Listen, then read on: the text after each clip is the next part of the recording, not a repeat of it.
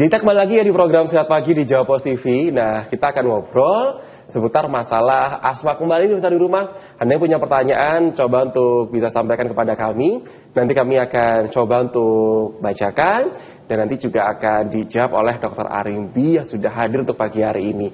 Ketika saya coba untuk iseng cari gitu ya, pemirsa di rumah cari berita, bahwa ternyata kalau berdasarkan Kementerian Kesehatan, ini tuh yang aku ambil 2 tahun lalu aja, karena jumlahnya tiap tahun tuh ternyata katanya meningkat.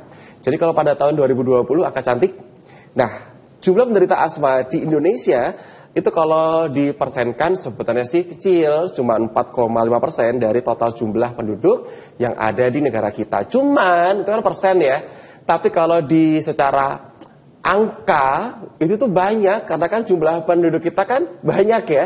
Jadi tuh 4,5% dari 12 juta lebih penduduk Indonesia gitu ya, itu kan lumayan banyak berarti ya sebenarnya kalau kita bicara seputar masalah asma. Di beberapa provinsi yang secara nasional ini ternyata penyakit asma tertinggi itu ada di bagian Indonesia Aceh, terutama Aceh Barat nih kalau secara nasionalnya. Cuman itu data kemarin ya, tapi saya percaya setiap tahun tuh angkanya pasti akan berbeda, dan saya berharap sih semoga untuk tahun ini nanti ketika sudah ada data kembali itu lebih berkurang daripada tahun sebelumnya. Dokter Arimbi, kalau kita lihat seputar masalah data ya dokter ya, asma tuh semakin banyak itu apakah dipicu sama polusi juga dokter Arimbi? Misalnya dok ya, suatu negara dengan jumlah penderita asma terbanyak itu gara-gara banyak polusinya, itu mitos atau fakta dokter Arimbi, silahkan. Iya. Saya kira itu tadi, saya kembali lagi ke hiperresponsif tadi. Ya, kalau di dalam saluran nafas tersebut memang secara ini titik tangkap dendritnya itu dia tidak peka terhadap suatu polusi itu, dia tidak menyebabkan adanya asma. Mungkin penyakit-penyakit lain di dalam saluran nafas ada. Ada pasien penyakit namanya PPOK. Itu bisa dipicu oleh adanya gas beracun. Misalnya adanya polusi yang terus-menerus memapar. Mungkin dia tinggal di pabrik yang sifatnya inhalasi, atau dia bekerja pabrik atau perokok. Itu bisa. Jadi penyakit saluran nafas tidak selalu asma. Dan sesak itu pun tidak selalu asma. Jadi kalau pertanyaan tadi, apakah polusi itu menyebabkan karena banyak orang asma itu apa karena polusinya? Bukan itu. Pertanyaan jawabannya bukan karena itu. Ya karena orang ini memang secara genetik respon terhadap ininya itu terlalu rendah. Oke. Berarti itu mitos ya. Karena yang namanya sesak nafas nggak melulu asma, tapi kalau asma emang sesak nafas ya dokter ya. Jadi sesak nafas tuh nggak selalu berujung dengan wah asma, bukan. Tapi yang namanya asma memang nafasnya sesak gitu ya. Dan kalau misalkan Anda bertanya apakah penderita asma itu semakin tinggi gara-gara negaranya atau udaranya kotor, enggak juga. Karena kalau semakin tinggi polusi atau udaranya kotor, itu yang ada bukan sakit asma, tapi penyakit pernafasan yang lain ya, dokter Arimbi ya. Nah dok, berarti kan juga sekaligus ngejawab pertanyaan masyarakat yang asma itu keturunan atau enggak, berarti jawabannya adalah iya. Iya, iya, terbanyak asma itu memang bersifat genetik. Jadi prinsipnya secara genetik itu sebenarnya bukan asma. Asma itu kan manifestasi saja. Ya. Yang digenetikkan, yang diturunkan kepada keturunannya itu faktor alerginya. Ya, kepekaan terhadap alergi itu yang menurun dari orang tua ke anak, ke cucu dan seterusnya. Nah, sebab manifestasi daripada faktor alergi itu tidak hanya asma saja. Bisa ada di kulit misalnya eksem, dermatitis eksem, bisa di faktor THT misalnya sinusitis, rinitis alergika, itu kan faktor asma juga, faktor alergi juga. Tapi itu manifestasi daripada asma daripada alergi itu. Oke. Ini berarti penjelasan dokter Arimbi barusan yang berbicara seputar manifestasi itu kayaknya sama deh jawabannya dengan pertanyaan yang masuk untuk hari ini. Dokter mohon izin saya bacakan dulu ya. Jadi ada dari Pak Mujiono yang bertanya, pagi Pak Mujiono di Sidoarjo. Jadi Pak Mujiono ini bertanya demikian, dokter berarti ada kaitannya ya dok asma dengan sakit bronkitis, polip yang akhirnya memicu sesak nafas? Monggo dok dikasih penjelasan. Iya, iya. Baik, jadi ada kaitannya antara apa? Asma dengan bronkitis dan juga polip yang memicu sesak nafas. Yang memicu sesak. Iya. Kalau penderita ini memang memiliki asma dan sudah didiagnosis sebagai asma, faktor-faktor tersebut seperti adanya polip, adanya ini akan memberatkan gitu aja. Jadi apakah ada kaitannya? Ya faktor paparan alergennya itu yang kaitan. Jadi gini ya, Pak Mujono, mungkin saya kasih pembahasan sederhana gitu. Kalau Bapak nggak punya asma, tapi Bapak punya bronkitis sama polip, itu mungkin keluhannya nggak sesak yang kayak asma gitu ya? Iya. Jadi sebenarnya kalau tadi kembali lagi, kalau masalah sesek penyebabnya banyak. Karena ada di saluran nafas mulai dari hidung, tenggorokan, baik itu suatu massa atau suatu polip seperti itu, ataupun bronkitis yang penyebabnya paparan tapi dia bukan asma.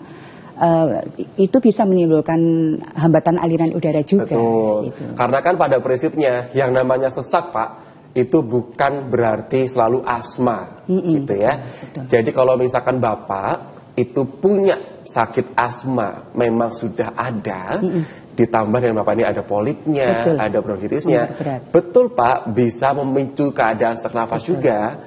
Tapi kalau Bapak tidak punya asma, lalu Bapak punya polip, punya bronkitis, nggak akan jadi asma, gitu ya. Jadi seperti itu, Pak Mujiono ya dari Sidoarjo. Bu Dokter Arimbi, berarti kalau misalkan nih para pemirsa di rumah kan saat ini tuh kan terkadang nggak bisa bedakan dong, mana yang namanya asma ya, jadi mana yang namanya sesak karena asma sama sesak karena tanggal tua tuh kita nggak tahu dokter, gimana cara membedakannya ya? Atau sesak karena nggak dibalas pesan WhatsApp saya. Saya tuh kalau misalkan WhatsApp pasangan saya nggak dibalas sesak saya dok. Gitu, dok. Jadi cara bedainnya gimana dokter? Dokter ketawa aja punya pengalaman ya dokter ya. Gimana dok? Jadi seperti ini ya. Memang asma itu kan hiperresponsif, dan hiperresponsifnya itu memang dari derajat yang ringan sampai yang berat. Ada orang yang asmanya itu hanya kalau terpapar dia hanya ampek di dada, ya mungkin karena stres, kelelahan atau paparan. Tapi ada orang juga yang disertai batuk-batuk, kemudian sesak, terus ada juga yang berat sampai ngik seperti itu. Lah sampean tadi bilang yang tanggal tua tersebut yang kemudian ampek, bisa saja memang itu stres itu kan juga bisa memicu terjadinya asma tadi, bisa. Kalau di dalam hal ini titik tersebut orang ini memang ada hiperresponsif saluran nafasnya, bisa. Mungkin saja orang ini belum tahu kalau memang dia juga ada asma. Itu dia. Berarti jadi dokter, harus dianu dulu ya. Perlu nggak sih dok kayak kita nih ya yang namanya langkah pencegahan kan lebih baik ya dokter Arimbi ya daripada kita mengobati gitu kan ya. Dok, perlu nggak sih kayak orang-orang seperti saya atau mungkin saudara saya ya, saya ini pengen cek ini ke dokter. Kan yang namanya cek kesehatan kan biasanya tuh paling ya cek gula darah kali dokter ya. Tapi kalau untuk cek pernafasan tuh kayaknya saya nggak pernah pernah tahu gitu dok. Itu tuh sebenarnya harus gak sih dok? Atau paling nggak pernah cek supaya saya tuh tahu, oh ternyata saya ini ada asmanya. Jadi once in a lifetime ketika saya pergi-pergi paling nggak saya sedia dok. Takutnya pas kumat ya dokter ya. Ada obatnya di tas saya gitu. Gimana dokter Arimbi? Jadi tadi secara kesimpulannya pertanyaannya adalah perlu nggak saya tuh cek sebenarnya? Jadi gini, biasanya pasien itu akan datang ke rumah sakit atau itu kalau dia mulai ada keluhan, saya kok suka dada saya ampek, memang bisa saja mengarah ke sana, bisa. Biasanya kalau sudah mengarah ke sana, dokter akan melakukan satu torak foto, ronsen. Yang kedua, ya melakukan pemeriksaan yang sederhana aja ya. Kalau memang dia mengarahnya dari anamnese, apakah keluarganya ada yang seperti itu, maunya alergi dan sebagainya. Kalau memang ada, kita cek aja eosinophil-count-nya, kemudian IgA-nya. Kalau berikutnya faal parunya, kalau memang sudah mengarah ke sana. Tapi kalau masih awal-awal mungkin cukup diarahkan dari anamnese, dari pertanyaan-pertanyaan tadi, kemudian foto dan pemeriksaan kalau memang diperlukan IgA dan eosinophil count. Oke, kita akan break dulu bisa di rumah ya. Kita mau jeda sebentar, habis jeda saya akan coba untuk bisa kembali lagi untuk menyapa Anda. Dokter Arimbi tadi ngobrol sama Anda ya. Ternyata tuh ada derajat-derajatnya ya dokter ya. Nah habis jeda ini saya mau tanya, asma tuh ada derajatnya seperti apa? Apakah ada stadiumnya nih misalkan ya bahasa awamnya ya. Jadi asma yang enteng, asma yang sedang, sama asma yang berat gitu ya. Dari gesturnya Dokter Arimbi kayaknya mengiyakan ada gitu ya. Tapi nanti aja pada panjang ya. Biar kayak sinetron nih dok, lagi seru-serunya iklan. Kita akan break dulu, kami akan segera kembali.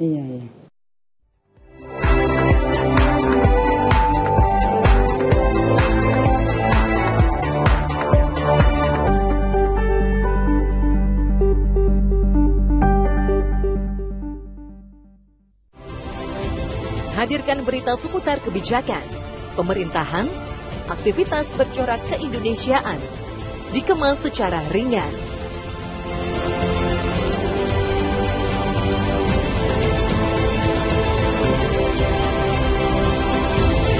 Beranda Indonesia, Senin hingga Jumat, pukul 20 waktu Indonesia Barat, di Jawa Post TV.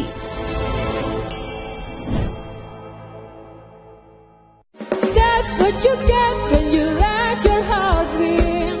Oh, that's what you get. Hai, kami dari Oslo Band SMA Negeri 10 Surabaya.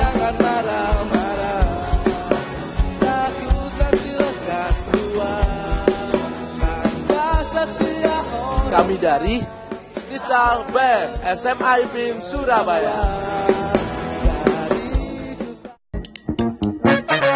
Selamat pagi, saya Media Hulam akan hadir buat menemani kamu semuanya di Jalan-Jalan Pagi-Pagi. Malang adalah salah satu kota pariwisata di Jawa Timur, dan siapa sih di sini yang belum pernah ke Malang? Batik tulis khas Sampang memiliki ciri khas batik yang kental dengan sejarah. Jalan-jalan pagi-pagi hadir setiap hari pukul 7 hingga 8 waktu Indonesia Barat di Jawa Post TV.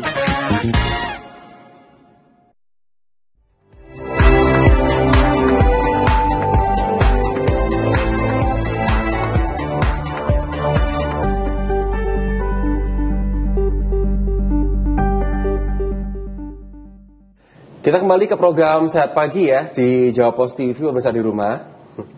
Sebelum saya akan tanya ke Dr. Arimbi seputar masalah grade atau tipe-tipenya asma, atau mungkin ada yang asma sedang, asma yang ringan, asma yang berat ya. Ini ada pertanyaan yang masuk pagi hari ini. Saya akan coba untuk bisa bacakan dulu dari Ibu Tina. Ibu Tina ini juga sama seperti Pak Mujiono tadi ya di Sidoarjo. Ibu Tina ini, Bu Tina, selamat pagi. Terima kasih Ibu Tina udah ngobrol sama kami di Sidoarjo. Ibu Tina tanya gini, dokter.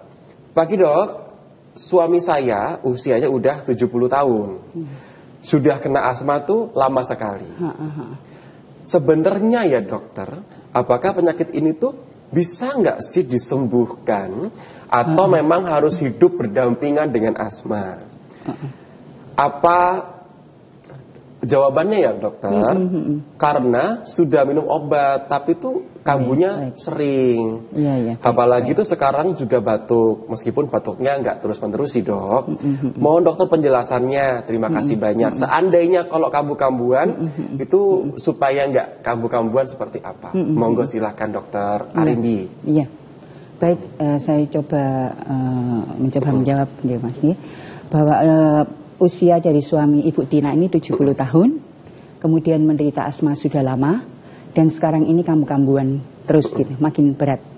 Kemungkinan pertanyaannya juga apakah suaminya merokok gitu ya berikutnya. Tetapi kemudian apakah harus hidup berdampingan terus-menerus dengan asma? Ya. Satu, di samping memang obat-obat yang diberikan, diantaranya bronkodilator itu membuka saluran nafas bersama antiinflamasinya itu namanya kortikosteroid. Biasanya obat itu sebagai controller, untuk revernya golongan beta-2 agonis itu bronkodilator. Tapi apakah setelah dipakai terus-menerus, tetapi yang namanya asmanya ini sering kambuh ya. Jadi memang harus dipantau lagi apakah ada komorbid yang lain yang menyebabkan kenapa asmanya ini tidak terkontrol ya. Komorbid tersebut kegemukan dan seterusnya yang sudah saya sampaikan tadi. Dan apakah harus hidup berdampingan? Ada memang apakah harus menghindari alergen? Memang ada terapi yang disebut dengan terapi apa itu namanya, imunoterapi itu ada. Yaitu justru namanya terapi desensitisasi. Yaitu justru ini bukan menghindari alergennya, tetapi alergen itu diberikan secara bertahap dari dosis kecil ke dosis besar ya. Supaya kita kebal. Betul, supaya kita kebal. Itu sebenarnya kalau memang seperti itu halnya, alergennya banyak, sulit dihindari, terus-menerus kambuh, bisa desensitisasi. Tetapi disebutkan desensitisasi itu tidak boleh diterapkan pada orang yang memiliki asma yang berat gitu. Ya, khawatirnya dengan memberikan alergen yang dia sudah nyata-nyata alergi diberikan, nanti memicu daripada obstruksi saluran nafasnya, memicu sesaknya seperti itu. Jadi karena Jadi asma kan keturunan ya dokter Arimbi ya. Jadi itu memang ya ya mau nggak mau kita memang kudu berdampingan ya, dokter ya. Iya, jadi kalau disembuhkan tidak, tetapi betul dikendalikan. Betul. Iya. Kalau berarti Ibu Tina tadi ngobrol asma sering kambuh, ya berarti Bu dikendalikan, karena asma tuh biasanya kambuh karena faktor pemicu. Contoh, ada alergen yang menyertai. Alergen tuh misalkan Bu Tina, suami Ibu tuh ngerokok nih ya, jadi ya rokok tadi itu juga bisa micu asma kambuh gitu bisa. Ya. Oke. Atau mungkin di rumah Ibu, ini nyun sewu ya, kadang-kadang tuh sering kelupaan bantal. Bantalnya itu kan kadang nggak pernah diganti atau apa, debu. Karena kan sering tidur di situ, itu juga bisa micu asmanya kambuh ya dokter ya. Oke. Jadi itu memang asma itu kalau disembuhkan sih kurang tepat bahasanya, tapi memang dikendalikan. Betul. Semoga bisa membantu ya Ibu Tina. Jadi pandangannya sih kalau sekarang karena sering kambuh ya berarti dihindari. Faktornya bisa menyebabkan kambuh, bisa debu, bisa rokok tadi, atau bisa mungkin karena Bapak berat badannya sehat gitu ya, jadi agak dikuruskan dikit gitu ya bahasanya biar enak ya. Makasih ya Bu Tina, semoga Bapak sama Ibu selalu sehat-sehat terus. Dokter Alimbi, asma tuh ada macamnya nggak sih dokter? Atau ada tipenya? Atau ada asma yang ringan, yang sedang, dan yang berat? Ada nggak dokter? Iya, jadi asma itu ada yang sifatnya itu ekstrinsik atau atopi, ada yang sifatnya intrinsik ya, atau non atopi. Yang atopi inilah yang sering diderita oleh pasien penderita yang terbanyak ya. Itu akibat paparan suatu alergen, triggernya itu ya, alergen bisa stres, debu, kelelahan, banyak baik itu makanan bisa menjadi triggernya. Tetapi untuk asma yang non atopi, yang intrinsik, ini sampai sekarang belum diketahui penyebabnya. Jadi dari alergen itu tidak muncul, tapi dia jadi sulit dicari. Dari cek alerginya pun, mamanya prick test atau tes alergi IgE-nya juga normal, bisa seperti itu. Tetapi dia memiliki gejala-gejala seperti asma seperti itu. Ya, kalau dari gradasinya ada ringan, ada sedang berat, dan sangat berat memang. Dari macam-macam itu pengobatannya istilahnya berbeda, karena yang ringan itu cukup hindari alergen. Kalau serangan dia pakai apa yang dinamakan reliever, itu obat semprotan tadi yang bisa melonggarkan jalur nafas tadi ya dokter. Betul.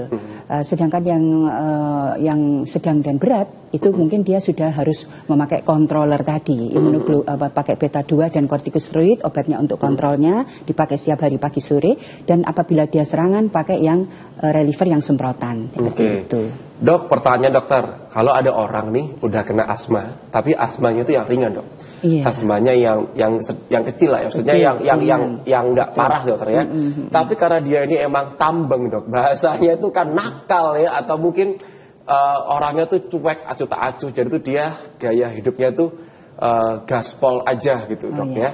Apakah dari asma yang tadinya sebenarnya dia itu ringan, karena gaya hidupnya dia ini nggak dikontrol, dia ini orangnya mungkin tambeng atau dalam tanda kutip dia nakal gitu dokter ya. Lalu tiba-tiba asmanya dia ini yang tadinya ringan naik dok derajatnya, itu bisa nggak dokter? Iya, bisa, benar. Jadi asma itu sebenarnya ada namanya itu istilahnya itu suatu tes yang mengetahui apakah asma dia itu terkontrol penuh, terkontrol sebagian, atau tidak terkontrol. Itu dari pertanyaan-pertanyaan, diantaranya dalam 1 bulan ini apakah bapak atau ibu sering terbangun malam hari, pernah terbangun malam hari, atau selama 1 bulan ini apakah bapak ibu dari asmanya tersebut mengganggu kegiatan sehari-hari. Pertanyaan ketiga, apakah dalam 1 bulan ini Bapak Ibu memakai obat-obat untuk pengontrol asma reliever, dalam hal ini reliever atau penghilang serangan 2 kali dalam 1 minggu. Pertanyaan yang keempat, apakah dalam 1 bulan ini Bapak atau Ibu mengalami serangan asma 2 kali dalam 1 minggu, lebih dari 2 kali dalam 1 minggu. Nah, itu pertanyaan itu nanti bisa gradasikan apakah dia itu asmanya itu terkontrol atau terkontrol sebagian atau sama sekali nggak terkontrol. Dan dari hal yang ditanyakan penjenengan tadi, apakah asma dari ringan bisa jadi berat? Bisa. Kan ada faktor-faktor yang memicu, yang menyebabkan daripada kerusakan, karena proses daripada asma itu sendiri kan tidak hanya hiporesponsif, kemudian karena ada paparan, terus otot saluran nafasnya itu konstriksi, bronkokonstriksi, terus mukosanya udematus atau membengkak sehingga lumennya menyempit, terus banyak dahak. Kan tidak hanya itu saja. Sebab dengan adanya asma itu sering eksaserbasi, maka eosinofil yang dinamakan zat-zat itu ada eosinofil, leukotriene, prostaglandin, mastel, itu dia akan keluarkan terutama daerah eosinofil itu akan merusak epitel tersebut. Epitel saluran nafasnya akan rusak. Jadi orang ini apabila sering eksaserbasi, maka epitel saluran nafas itu makin banyak rusaknya. Jadi kalau orang itu jaringannya itu loh, jaringan saluran nafasnya itu mengalami banyak kerusakan, otomatis bisa-bisa asmanya dia menjadi asma yang kronik. Dan bahkan orang-orang yang seperti ini, seperti Ibu Tina tadi, saya juga tidak ada informasi apakah bapaknya itu merokok, bisa terjadi apa yang disebut dengan ACOS. Asma combine dengan PPOK yang disebutkan tadi, apakah itu selalu asma? Tidak, PPOK juga bisa. Itu sering terjadi pada pasien-pasien yang merokok. Baik, pertanyaan berikutnya. Ini gak ada namanya ya, tapi dari Bekasi nih yang tanya nih, jauh nih. Assalamualaikum dokter, izin bertanya. Dok, apakah ini tanya mitos atau fakta ya dok? Soalnya kan mungkin beberapa orang-orang itu kan yang namanya netizen Indonesia ya dokter ya, biasanya tuh lekat dengan namanya mitos ya dokter ya. Apakah udara pantai itu bisa bantu untuk memperingan asma? Jadi kan kadang-kadang tuh disuruh healing ya dok ya. Tapi yang setahu saya sih udara yang bagus mah di gunung ya, tapi nggak tahu kalau di pantai. Dokter monggo, ini sebenarnya mitos atau beneran dokter Arimbi? Iya. Jadi menurut saya ini mitos, karena tidak semua orang yang di pantai terus menyebabkan asmanya nggak kambuh. Sebab itu tadi setiap orang tidak sama alergen apa yang men-trigger atau memicu asmanya itu menjadi serangan, yang memicu saluran nafasnya itu menyempit. Orang tidak warga sama. Pantai aja ada yang punya asma betul. Iya betul, tidak sama. Jadi bahkan ada orang yang enaknya ke gunung. Ada orang yang asmanya emang tinggal di gunung, asmanya dia ke gunung lebih enak karena dia memang pemicu triggernya itu karena udara panas, debu seperti itu. Kalau di kota banyak debu, kalau dia ke gunung enak ya memang karena triggernya dia debu tersebut. Jadi tidak sama triggernya. Karena beda-beda ya. Alergennya itu intinya betul, tidak itu sama. mitos ya dokter betul, ya. Betul. Pertanyaan berikutnya dokter. Iya. Ini juga masyarakat awam nih yang bertanya dokter. Dari Ibu Tati di Mojosari, Mojokerto. Pagi dokter, dok, berarti kalau begitu, apa perbedaan yang paling mencolok antara asma dengan TBC? Makasih ya dokter, monggo dok silahkan. Baik ya, kalau istilahnya TBC itu penyakit infeksi kronik juga ya, infeksi, tetapi penyebabnya karena bakteri namanya Mycobacterium tuberculosis. Lah untuk TB ini itu penyebabnya karena penularan. Jadi dari satu orang penderita TB dengan adanya pasien itu batuk di depannya orang yang lain yang memang orang ini lemah, maka kuman tersebut akan masuk ke saluran nafas orang yang sehat tersebut, dia akan terkena TB juga. Jadi perbedaannya kalau yang pertama tadi adalah sifatnya itu penyakit yang alergen dan umumnya genetik, tetapi yang sekarang ini sifatnya adalah penyakit infeksi yang menular dari satu orang ke orang yang lain. Dan kalau masalah batuknya, untuk batuk daripada TB ini sifatnya kronik juga. Kalau asma ini sudah serangan juga batuk-batuk sama. Dan bedanya ini infeksi, yang satunya karena faktor alergi bisa. Oke, dan bedanya kalau TBC bisa sembuh ya dok? Iya, kalau TBC bisa dilakukan pengobatan selama setengah tahun, dan dia akan insya Allah mengalami penyembuhan asal faktor-faktor komorbid yang ada seperti diabetes dan sebagainya dikendalikan, kemudian obatnya diminum teratur, insya Allah bisa sembuh. Betul untuk TB. Baik, itu dia. Terima kasih sudah nonton kami dan juga bertanya. Ada beberapa orang yang bertanya gitu ya. Lantas dokter Arimbi, kalau orang sudah didiagnosa asma, apa yang harus mereka lakukan untuk bisa mengendalikan asma itu biar terkendali, terkontrol, bukan ya? Apakah memang obatnya harus diminum atau tergantung dari derajat asmanya? Atau bisa nggak sebenarnya kalau asma ini tuh untuk dicegah gitu dokter, biar nggak kambuh gitu ya? Karena kalau dicegah biar nggak menderita kayaknya nggak susah, karena kan keturunan dokter ya, kita nggak bisa ngontrol Tuhan mau kasih bakat apa ke kita kan gitu ya. Tapi kita akan jeda dulu. Setelah jeda kami akan segera kembali.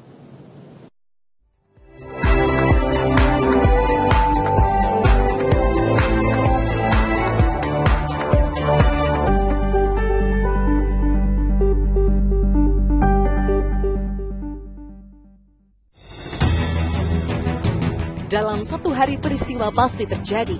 Dan untuk memenuhi kebutuhan Anda akan informasi, kami hadir menjelang waktu istirahat Anda. Kementerian Keuangan memastikan sebanyak 76.840 pegawai menjalani kewajiban melaporkan harta kekayaannya meskipun bukan berstatus pejabat. Update malam setiap hari pukul 21.30 waktu Indonesia Barat di Jawa Pos TV. Selain jiwa kita harus sehat ya, tubuh kita sehat juga, dompet kita juga harus sehat kalau kata Mas Beki ya. Benar. Jadi yang membuat foto ini menarik adalah warna merah. Kebetulan ada cahaya matahari, ya iseng lah biar ada efek bintang itu kan. Sekelompok sepeda ini justru menjadi point of interest. Ini yang menarik. Habis hujan ya langsung kepikiran kayak lebih menarik dibikin refleksi nih foto ya. Saksikan terus Lensa hanya di Jawa Pos TV, independen, respect dan menghibur.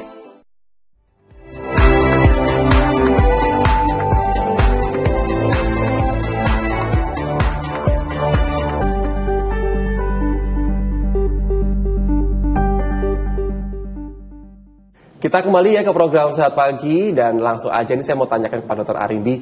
Dok, lantas kalau kita itu memang ternyata didiagnosa punya asma, apa yang harus kita lakukan? Untuk apa nih? Ya untuk macam-macam. Yang pertama nih, biar asmanya nggak makin naik derajatnya. Atau biar asmanya ini nggak kambuh tuh dicegahnya seperti apa? Karena kalau Anda bertanyanya, supaya kita nggak punya asma gimana? Wah, agak susah Besti. Soalnya asma ini kan hadiah dari Tuhan gitu ya. Karena kan sifatnya juga keturunan dari Dr. Arimbi ya. Jadi kita nggak bisa minta gitu ya dokternya. Tapi kalau mencegah kan bisa dokternya biar nggak kambuh misalkan. Tapi monggo dokter, boleh kasih penjelasan. Kalau kita udah didiagnosa asma, apa yang harus kita lakukan? Ya, baik.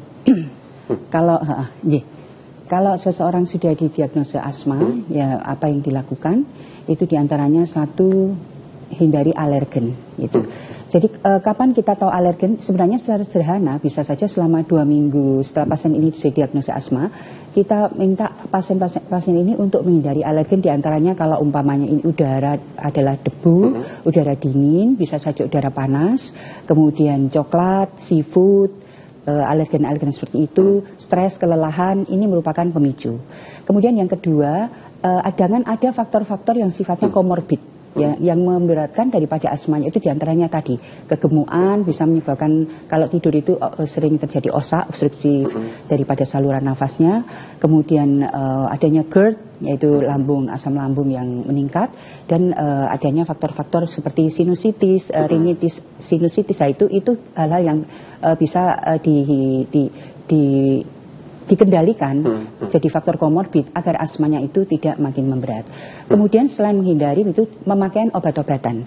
Obat-obatan tadi yang sudah saya sampaikan ada controller dan reliever. Ya controllernya itu obatnya harus dipakai secara teratur gitu pagi sore, dan kontrollah ke dokter setiap 1 bulan sekali ya, biasa seperti itu.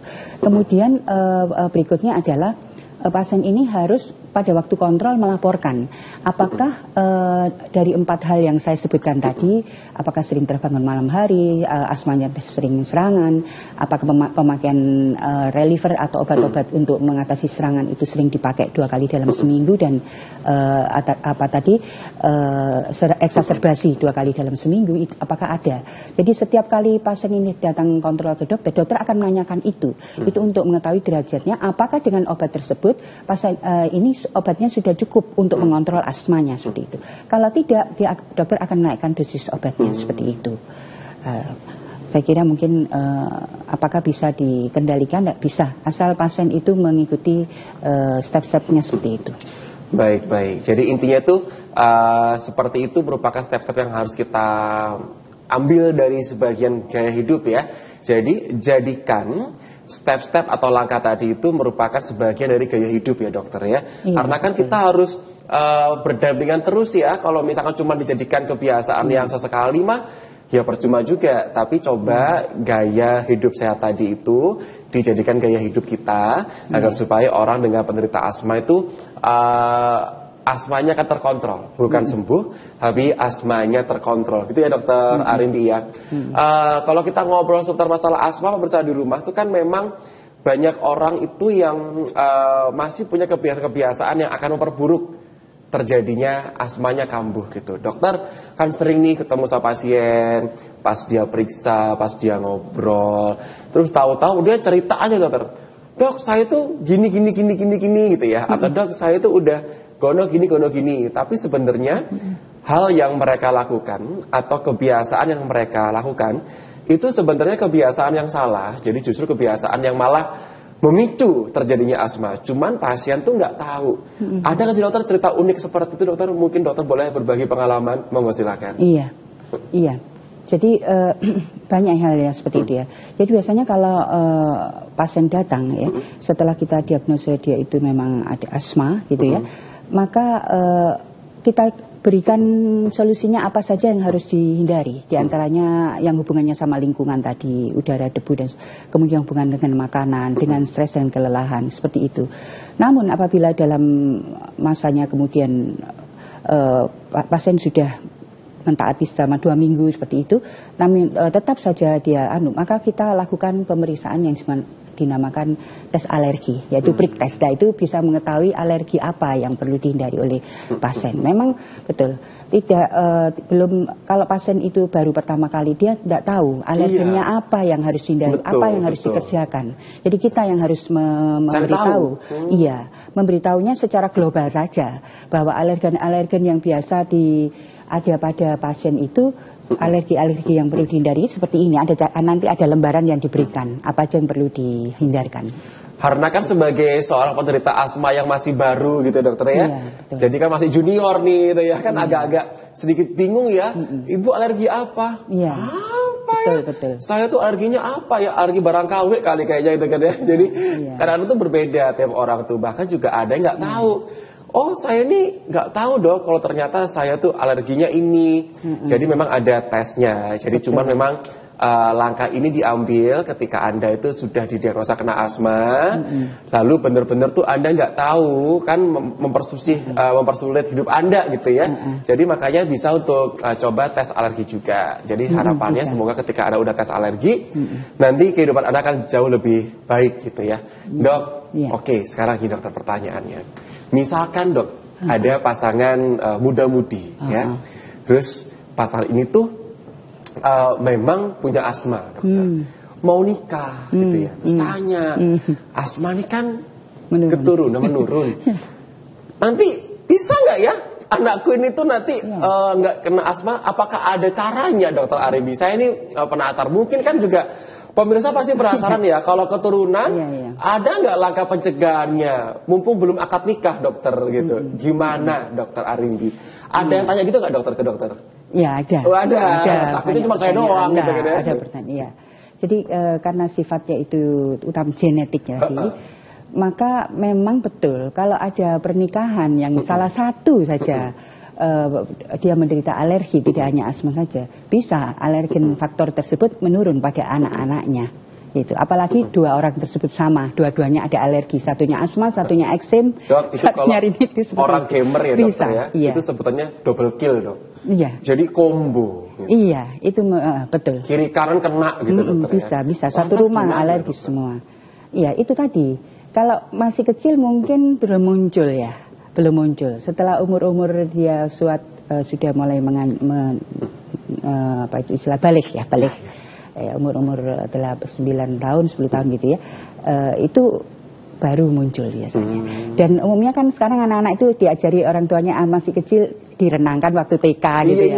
Nah, itu bisa saja.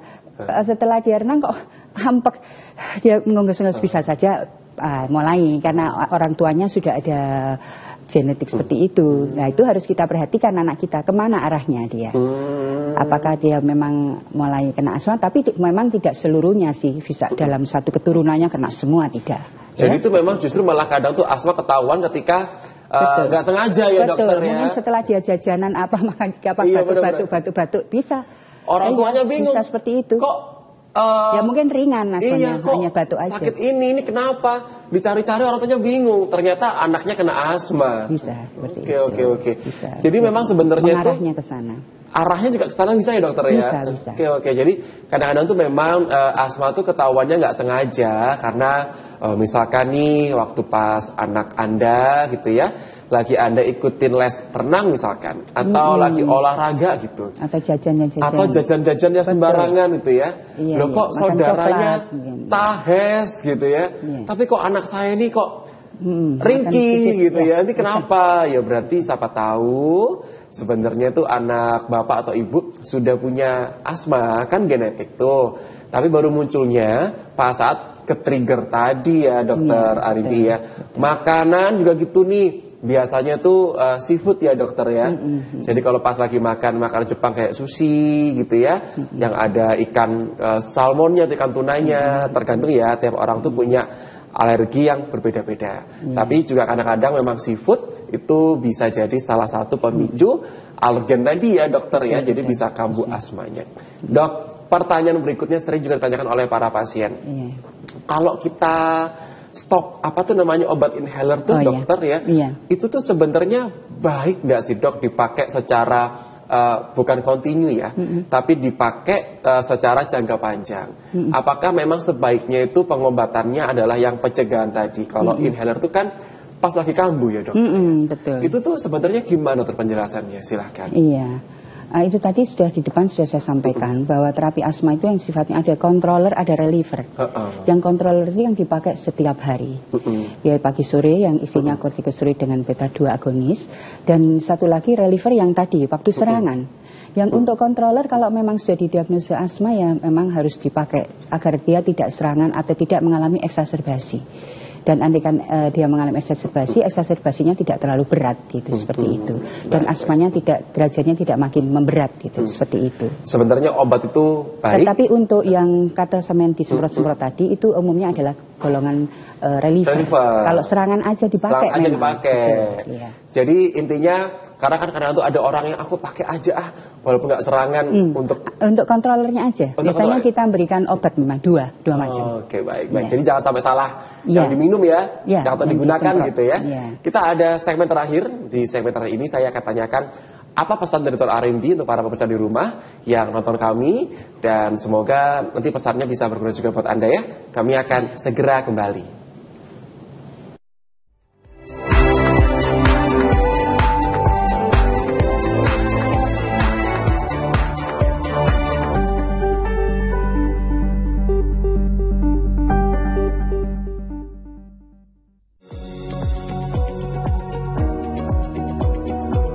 Berbagai informasi terkait dunia bisnis dan bidang usaha lainnya kami sajikan dalam program Update Bisnis. Setiap sendi masyarakat tak lepas dari aktivitas ekonomi, berita seputar ekonomi mikro, dan kerjasama bisnis. Kami hadirkan dalam program Update Bisnis. Senin hingga Jumat, pukul 13 waktu Indonesia Barat, di Jawa Pos TV. That's what you get when you let your heart win.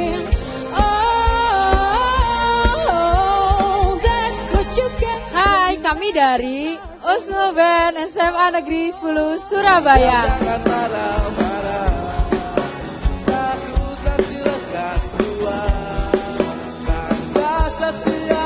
Kami dari Crystal Band SMA IPIN Surabaya.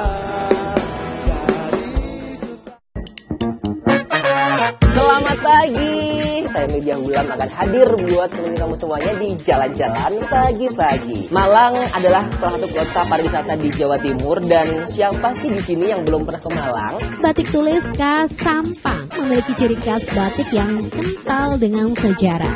Jalan-Jalan Pagi-Pagi hadir setiap hari pukul 7 hingga 8 waktu Indonesia Barat di Jawa Pos TV.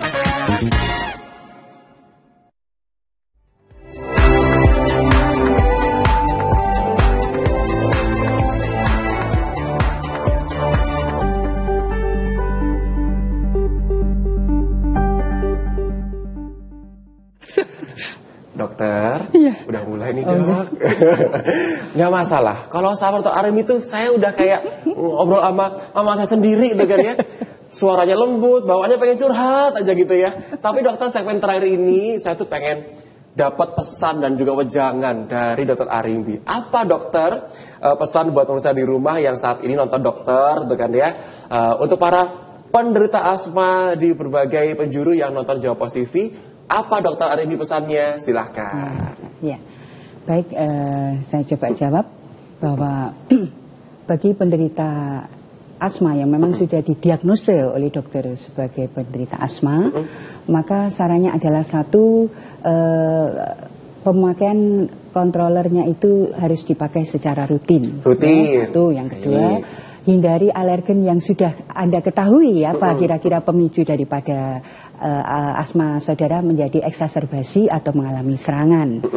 Yang ketiga, bila ada faktor-faktor yang menyebabkan memberatkan di luar alergen, tapi misalnya adanya kegemukan, kemudian adanya rinitis alergi atau sinusitis seperti itu, polip dan sebagainya, maka segera ditangani, gitu. Jadi jangan dibiarkan, sebab itu bisa memicu walaupun triggernya sudah dihindarkan, kontrol dipakai, tetapi kalau komorbid itu tetap ada, maka bisa saja dia memicu eksaserbasi seperti itu.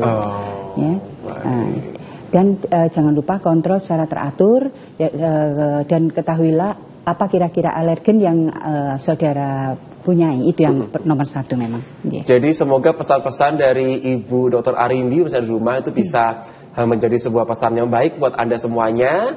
Dan untuk Anda yang udah nonton kami selama sejam ya, thank you banget loh. Terima kasih banyak, semoga juga bisa menjadi ilmu yang bermanfaat buat Anda. Dan ketemu lagi di hari serta jam yang sama. Kalau Anda mau ketemu sama Dr. Arimbi, mau konsultasi atau mungkin mau curhat ya, mau cerita gitu, kebetulan Dr. Arimbi ini adalah merupakan narasumber yang kami undang dari wilayah Jawa Timur, dari kota Surabaya dan juga Gresik ya Dr. Arimbi ya. Jadi buat Anda yang mungkin tadi kan dari Bekasi, ada dari Tangerang dan lain sebagainya ya, Dr. Arimbi itu prakteknya di Surabaya ada di RSI Jemur Sari, sama di mana lagi dokter? Al-Irsyad. Al-Irsyad. Kalau yang di Gresik gimana? Muhammadiyah Gresik. Kalau yang di Gresik di Rumah Sakit Muhammadiyah Gresik. Jadi boleh pilih dari 3 tersebut ya. Tapi saya doakan semoga Anda semuanya sehat-sehat, semoga Anda lancar-lancar hidupnya dan nggak terserang penyakit yang memberatkan Anda. Saya akhiri program Sehat Pagi di Jawa Pos TV untuk kali ini. Terima kasih banyak. Anda juga bisa loh untuk tahu jadwal dokter yang besok itu siapa di Jawa Pos Koran, atau Anda simak tayangan ulang kami di YouTube channel kami di Jawa Pos TV. Terima kasih. Selamat pagi dan selamat melanjutkan aktivitas Anda. Sampai jumpa. Dadah.